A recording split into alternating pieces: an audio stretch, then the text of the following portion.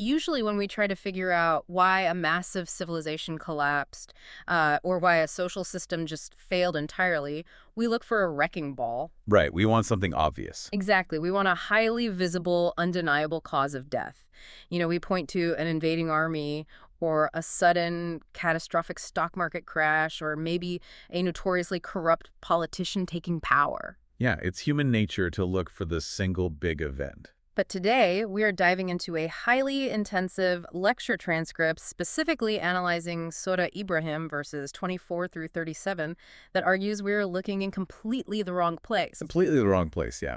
The text we're unpacking today makes the case that civilizations actually die from an invisible, like a malware in their foundational source code, often centuries before the actual crash happens. It's a total paradigm shift in how we view history and sociology. Right. I mean, we are so heavily conditioned to look for that physical binary cause of death because, frankly, it's comforting. Right. If it's just a bad event, we don't have to blame ourselves. Exactly. If the collapse of a society is just the result of a bad roll of the dice, like a sudden drought or a terrible king, then we don't have to question the underlying structure of the society itself. It's just bad luck. But this text strips away that comfort. It forces us into a landscape of what we might call ideological Darwinism. Ideological Darwinism, that is such a heavy term. It really is, because it suggests that the survival or destruction of a society is a strict matter of mathematical cause and effect, and it's based entirely on its ideological code. And that is the core mission of our deep dive today. We're not just analyzing, ancient poetry here. We are looking at a text that claims to outline the literal laws of societal physics. Societal physics, yeah. It treats human behavior like gravity. Which means whether you are trying to understand the macroeconomic shifts happening globally right now, or you're looking at the culture of a startup you work for, or you just want to understand why certain communities thrive while others fall apart, the principles laid out in this analysis are designed to completely upend your understanding of human progress. And the author of the lecture argues that certain systems are mathematically guaranteed to survive the brutal test of time. Right. While others, and it doesn't matter how many billionaires they produce or how many skyscrapers they build, they are fundamentally doomed. Which is why the central metaphor the text uses is so critical to understand right from the start. It uses the image of a tree. The tree, right. Why? And this is where a lot of people get tripped up. Because when most people read ancient or religious texts and come across a metaphor about a tree, the instinct is to treat it as pastoral imagery. Right, like a nice calming picture of nature meant to inspire a vague sense of spiritual peace. Yeah, you picture a painting in a dentist's waiting room. Nice oak tree on a hill. Exactly. But the source analysis aggressively rejects that reading. It argues that this isn't poetry at all. Not at all. It is a rigid structural blueprint. It is a literal formula for human survival.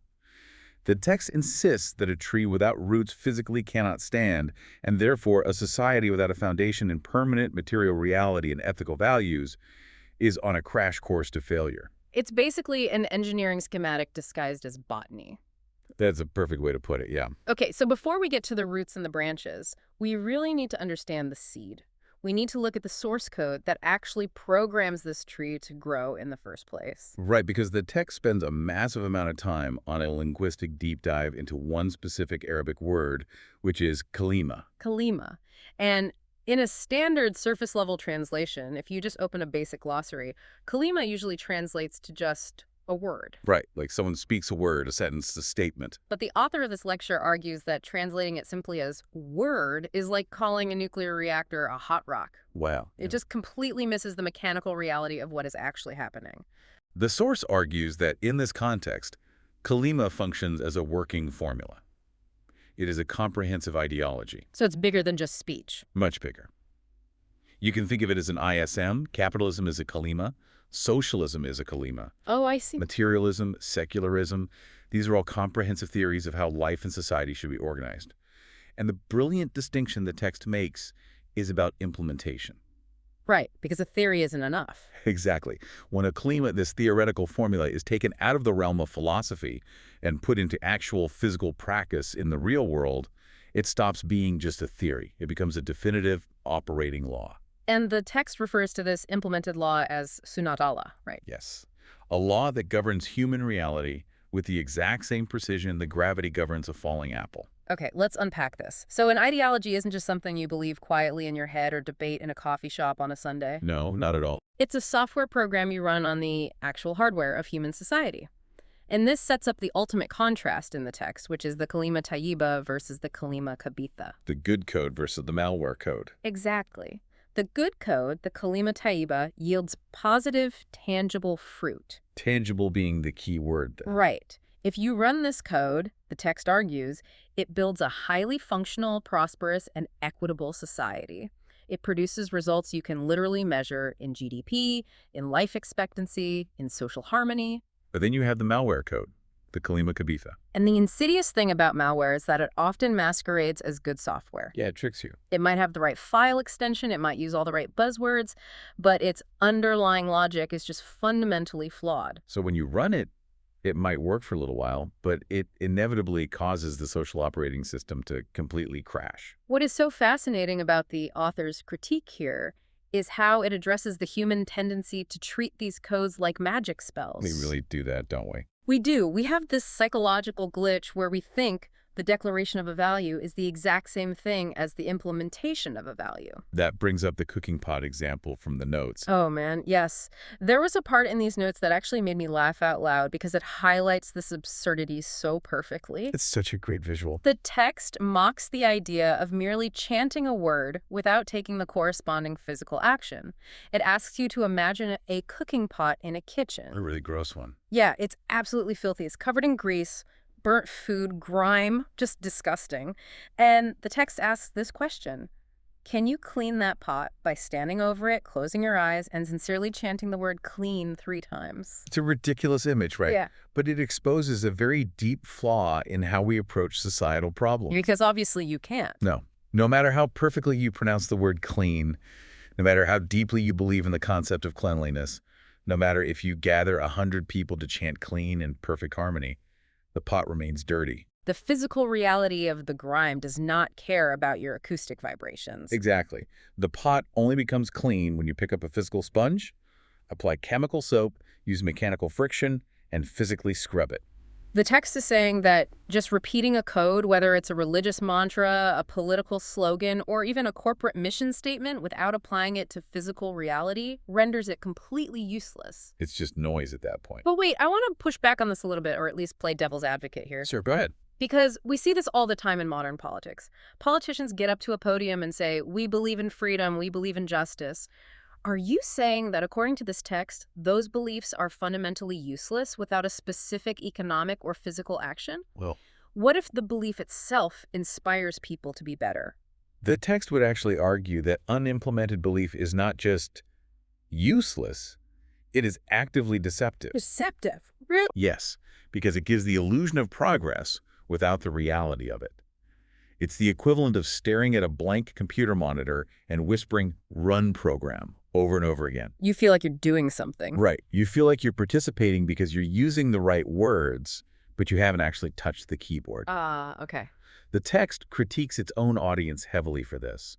It points out that historically, people have taken these profound, world-altering, ideological formulas and reduced them to mere syllables. They just chant them. Yeah, they mutter them for blessings or chant them in funerals, completely stripping the formula of its actual world-building power.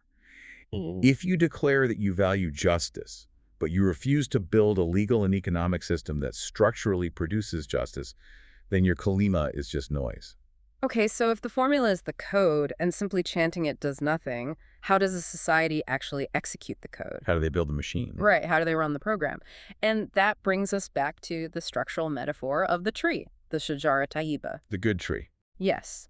The text describes this good tree as having its roots firmly fixed in the depths of the earth, and its branches reaching high into the sky. And this is where the source completely upends traditional expectations of ancient, religiously derived texts. Because we expect them to be purely spiritual. Exactly. The assumption is almost always that a religious text will focus entirely on the branches. You know, the spiritual, the ethereal, the sky-high moral ideals. We expect it to tell us to detach from the messy world. To transcend it. Right.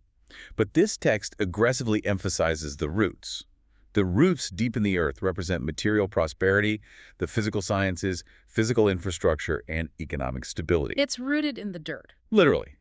It uses the term nimet filard, meaning the bounties or the physical resources of the earth. Hold on, I really need to stop and clarify this because it blew my mind when reading through the source notes. It is surprising. Usually, we are taught that the spiritual world and the material world are fundamentally at odds. We have this ingrained cultural idea that to be highly moral, you have to shun wealth. The starving artist trope. Exactly, or the monk in the cave. You have to be an ascetic. You have to shun economic control and reject the physical earth. Are we saying this text insists that material prosperity, like having a strong economy and scientific advancement, is an absolute prerequisite for a moral society? Yeah. Does poverty prevent morality? That is a crucial question, and it's really important to distinguish between individual morality and systemic functionality here. Okay, walk me through that. The text isn't saying a poor individual can't be a good person. Obviously, they can. It is saying a society as a macro system cannot sustain high ethical branches if it lacks material roots. Because it's too fragile. Exactly. Yeah. If a society is starving, if it has no infrastructure, if it cannot defend itself or feed its population, it mathematically cannot sustainably protect human rights. It can't fund justice systems. It can't elevate human dignity. It becomes dependent and weak. It's basically Maslow's hierarchy of needs, but applied to a macro civilization. That is exactly what it is, and the text explicitly critiques two extreme models of society that fail this test. What's the first extreme? The first extreme is the purely monastic or ascetic system. This is a society that focuses entirely on the branches. So all sky, no dirt. Right. They are obsessed with spiritual purity, meditation, and high ideals, but they actively reject the material world. They refuse to engage with economics, they ignore the physical sciences, they don't build infrastructure. And what happens to a tree with massive, heavy branches but absolutely no roots? A strong wind blows and it tips right over. It starves to death. Yeah, has nothing holding it down. Precisely. When a society abandons the material world, it starves. It becomes entirely reliant on the charity or the mercy of other, more materially grounded nations. Which is incredibly dangerous. It is. But then the text critiques the exact opposite extreme, which is equally doomed. The purely materialistic system. So this is all roots, no branches. Exactly. This is a tree that is all roots and no branches. It focuses entirely on physical wealth, resource extraction, raw economic power. But it has no overarching ethical values reaching into the sky. It has no permanent moral code governing how that wealth is used. Let me guess. It just becomes a brutal, crawling vine that chokes everything else out? Yes. It becomes a machine that eventually consumes its own people. Without the branches, without the high ethical standards of equity and justice, the roots just hoard nutrients for the sake of hoarding. It's just blind growth, like a cancer almost. Very much so. The text insists that the only system that survives long-term, the true good tree, is the one that perfectly balances the deepest possible roots in the material scientific earth with the highest possible branches and permanent ethical values. And the source uses a really fascinating analogy from geometry to explain just how unbreakable this law of balance is. The triangle analogy, yeah. It introduces a concept called quali thabit, which translates to the firm word or an immutable law. The author says, think about a basic triangle. Just a standard three-sided triangle. Right. The three interior angles of a triangle will always equal 2 right angles or 180 degrees. That is a mathematical certainty. It's baked into the universe. Exactly. It does not matter if you draw that triangle with a stick in the mud or if you draft it on a high-tech CAD program on a supercomputer. It doesn't matter if you are drawing it in ancient Babylon or in modern-day Tokyo. The law of the triangle never, ever changes. It is entirely immune to cultural shifts. It doesn't care about politics. Right. And the text argues that a society built on this balanced ideology, deep economic roots tied to high ethical branches, will have that exact same immutable stability against the storms of time. It possesses quali thabit. Yes. When the geopolitical winds blow, when a new pandemic hits, when a global economic crisis looms, this society will not collapse because its foundational code aligns with the immutable laws of human nature and physics. It has structural integrity. Contrast that with what the text calls the bad tree, the kabeth. The bad tree is described as having shallow roots that just skim the very surface of the earth. Just barely hanging on. Right. It might look like a tree from a distance. It might even temporarily produce some leaves or bear a bitter kind of fruit. But it has no deep hold on the physical or moral reality of the world. So it's vulnerable. Incredibly vulnerable. So the moment the environment changes, the moment there is a real crisis, like a famine, a war, or a massive technological shift. The shallow roots fail entirely, and the tree is violently uprooted. I feel like we see this all the time with modern attempts to fix broken systems. Oh, absolutely. We have these fundamentally unjust, unbalanced economic structure systems that are essentially bad trees, and instead of addressing the shallow roots, we just try to tape green leaves onto the dead branches. That's a great way to put it. We do a lot of leaf taping. We throw a little corporate social responsibility campaign on top of a monopolistic supply chain. We slap a moral slogan onto a deeply oppressive economic system and expect it to survive. PR instead of engineering. Exactly, but the text is saying you cannot fix a bad tree by painting it green. The roots themselves, the deepest material realities of how resources actually flow, have to be fundamentally connected to the ethical branches. And that leads naturally into the mechanics of how a society actually goes about building those deep material roots without becoming a ruthless capitalist machine. Right, because how do you balance that? How do you generate massive wealth and scientific progress while keeping the ethical branches alive? The text answers this by moving to verses 32 through 34, which detail the subjugation of nature, or what the Arabic text calls taskir. Taskir. This was the part of the analysis that completely changed how I look at the physical environment. It's a very proactive view of nature. Very. The source points out that the text lists all these natural phenomena: the heavens, the earth, the rain, the rivers, the ships, the sun, and the moon. And it says all of these have been harnessed or subjugated for humanity. Now, traditionally, when you read a list like that in an ancient text, it's just a prompt for gratitude. Right. It's saying, look at the pretty sun, look at the nice river, say thank you to God, and move on with your day. Yeah, it's usually treated as a very passive reflection. Yeah. But the author of this lecture reads this as a direct, undeniable call to active scientific mastery. A call to action. Yes, the text is stating that the physical universe operates according to discoverable mechanical laws. The sun is an engine. The oceans are highways. The rain is a global irrigation system. It's all infrastructure. Exactly. Humanity's job is not just to stare at them, but to master those laws, to study astrophysics, hydrodynamics, agriculture, in order to build the material roots of society. But this is the massive revolutionary caveat. The text introduces this scientific mastery of nature is meant for the collective progress of all humanity. All of it, not just a select few. It is absolutely not meant for the hoarding of a few. And the author uses the very physics of nature to prove this point, which I found brilliant. Also, Look at how nature actually behaves in its raw form. The sun and the moon are described as working tirelessly, continuously, without ever asking for a wage. the sun doesn't send you a utility bill at the end of the month. Sure. It doesn't charge a monthly subscription fee for photosynthesis. Exactly. And the rain. This is the most powerful image for me. The rain does not discriminate. It falls on everyone. When a storm system moves in, the rain falls equally on the marble palace of the billionaire and the tin roof of the poorest laborer. Nature, in its pure, subjugated state, operates on an inherently egalitarian principle. It doesn't check your bank account before it waters your crops. Right. The resources of the earth are generated for universal benefit. The implication here is staggering if you really trace it out. There it is. If the physical laws of the universe are inherently egalitarian, freely distributing light, water, air, and the potential for life to all spaces, then human economic systems that artificially restrict and hoard these resources are actually in rebellion against the foundational physics of nature. They're introducing a glitch into the matrix. They are fighting the source code of reality itself. That is exactly what they are doing. And the source illustrates this glitch by examining the pharaonic system. Pharaoh. Yeah. When the text talks about Pharaoh in ancient Egypt, it's not just talking about a mean king with a big ego. It's not just a historical bad guy. No. Pharaoh represents a specific, highly destructive economic model. Think about what Pharaoh's fundamental claim was. He didn't just claim political authority.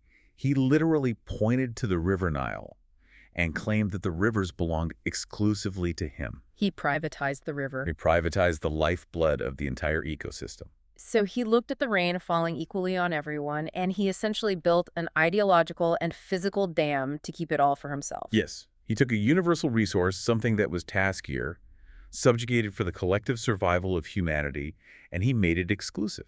He put a paywall on the water. Unbelievable. The divine system, the good code, says the rivers are meant for everyone. When a modern society adopts the pharaonic system, when it allows a tiny, ultra-wealthy elite to hoard the universal resources of the earth, whether that's water, land, or even the fruits of technological automation. It is severing its connection to the natural order. It is actively pulling up its own roots. Exactly. It's destroying its own foundation. But wait, let me play the skeptic here again. Go for it. Because if I look at the pharaonic system or if I look at modern monopolies that hoard resources, they look incredibly successful. They do. They look very powerful. Pharaoh built the pyramids. They're still standing. Modern tech monopolies build trillion-dollar empires.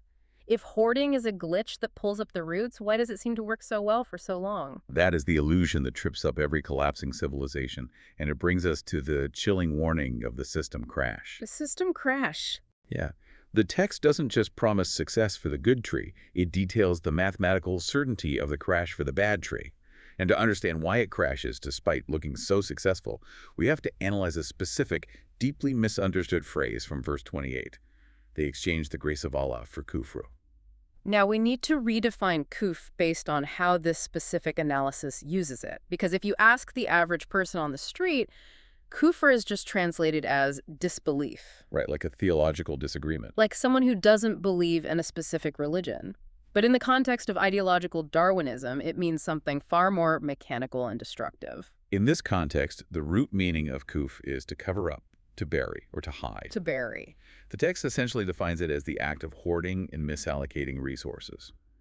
It is taking the grace, which is the natural resources, the scientific advancements, the wealth generated by the labor of the people, and instead of letting it flow like rain, you bury it. You hide it away. You lock it away in offshore accounts, you monopolize it, you restrict access to it. So kufr isn't just a thought crime, it's an economic action. It is a systemic economic action. It's the ultimate ingratitude. You take the tools meant to build a society and turn them into weapons of inequality. Exactly. And to explain exactly how this hoarding causes a mathematical crash, the author uses one of the most vivid and devastating metaphors in the entire transcript: the caravan leader. It's a brilliant way to explain the mechanics of systemic failure. I really want you, the listener, to picture this. Imagine a leader of a massive trade caravan in the ancient world. Right. Picture the desert. He guides his people through immense grueling struggles.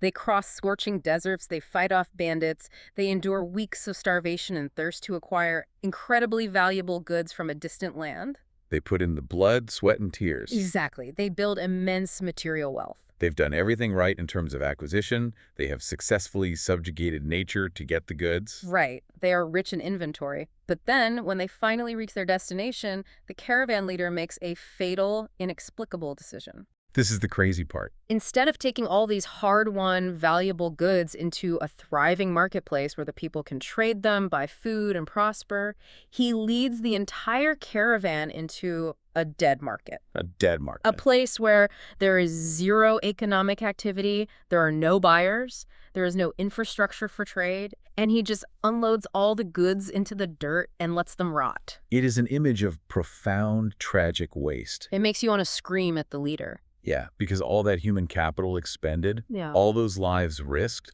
for absolutely nothing. The goods lose their value completely because they are disconnected from the people who actually need them. And the text says this is exactly what corrupt leaders and hoarding systems do. This is the pharaonic system in action. It's happening right now. They lead their societies to acquire immense wealth, massive GDP, incredible technological power, automated factories, but because they hoard it, because they refuse to distribute the purchasing power equitably, they are unloading the goods in a dead market.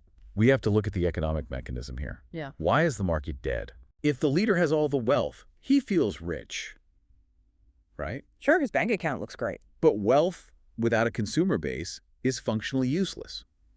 If you hoard all the resources at the very top, you deprive the lower levels the roots of nourishment. They have nothing. The working class has no purchasing power.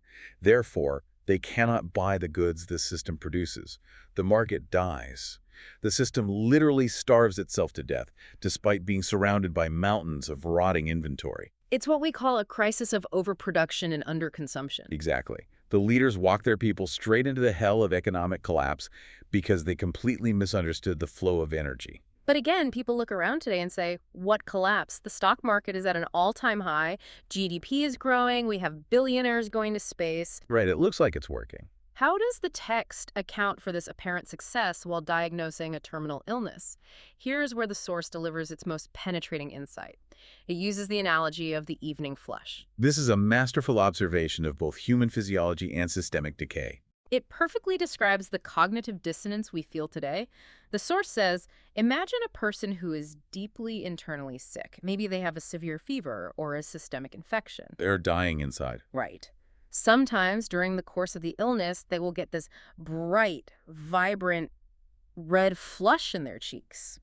If you were a terrible doctor or if you just didn't know any better, you might look at that flush and think, wow, look at that color. They are glowing. They must be the picture of health. Or consider the flush of intoxication. Oh, yeah. Someone who has been drinking heavily all evening gets that flush of energy. They feel invincible. They're the loudest person in the room. They feel like they have conquered the world. Exactly. But what is actually happening? The fever flush is the body's desperate, unsustainable attempt to fight off a fatal infection.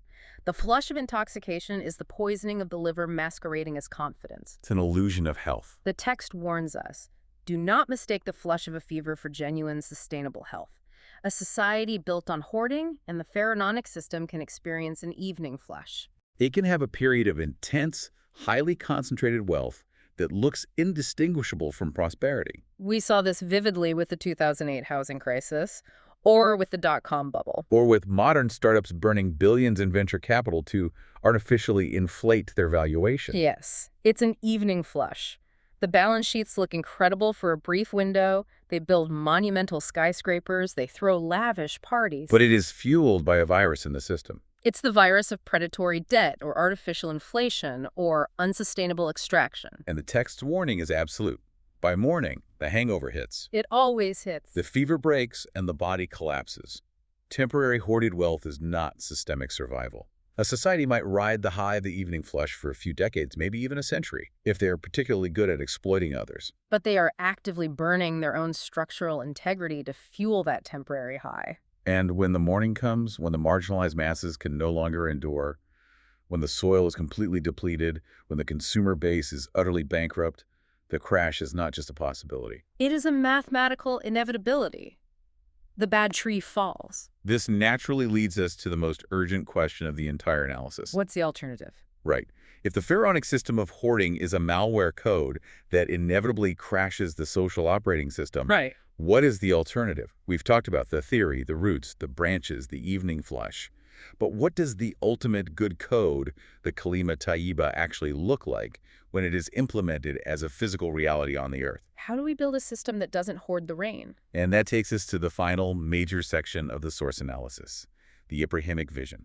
Because the text doesn't just leave us in a state of doom and gloom, pointing out all the flaws in our current systems. No, it provides a solution. It provides a historical and ideological blueprint for the cure.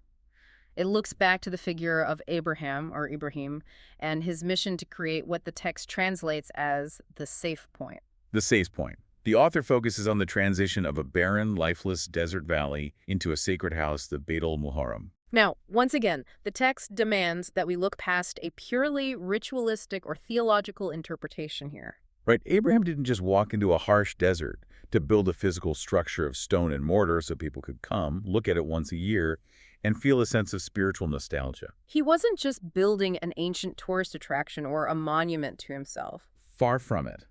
According to the structural analysis of the text, he was establishing a central energy point for a global ideological movement. A central hub. He was laying the foundation stone for a system based fundamentally on universal justice. And the specific choice of location is critical to the text's argument.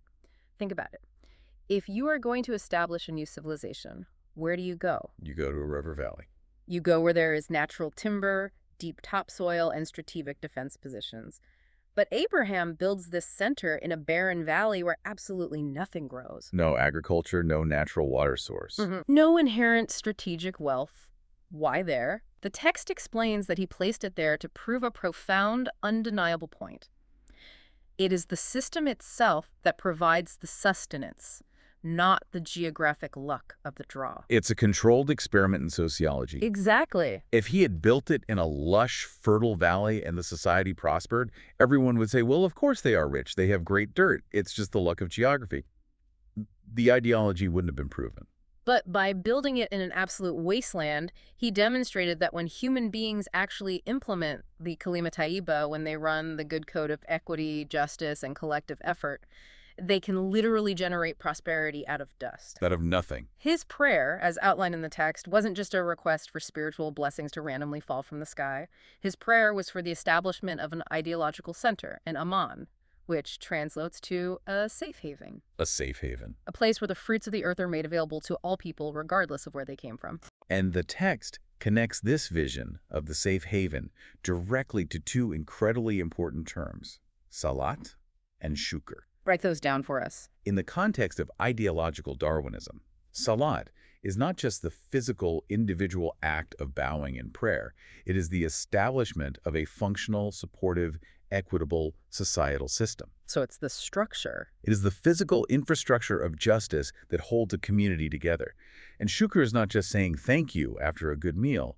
It is the production of tangible, positive results. It's the output. Right. It is the tree actually bearing fruit because the system is functioning correctly. You establish the system, which is salat, to produce the results, which is shukr. To really drive home why this concept of the safe haven is so desperately, agonizingly needed in our world today, the expert who delivered this source lecture shared a deeply moving modern story. Yes, the story of the young girl. And I think we really need to sit with this story for a minute because it perfectly, brutally illustrates what happens when a world runs entirely on malware. It is a harrowing example of the pharaonic system, taken to its logical, bureaucratic extreme.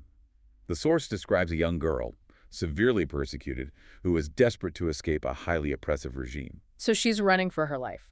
She is. She manages to stow away on a massive international cargo ship. You have to imagine the reality of this. It's terrifying. She is hiding in the dark, deafening bowels of this massive metal vessel as it leaves port. She is risking everything, hoping to find just a tiny sliver of freedom on the other side of the ocean. She's looking for Iman.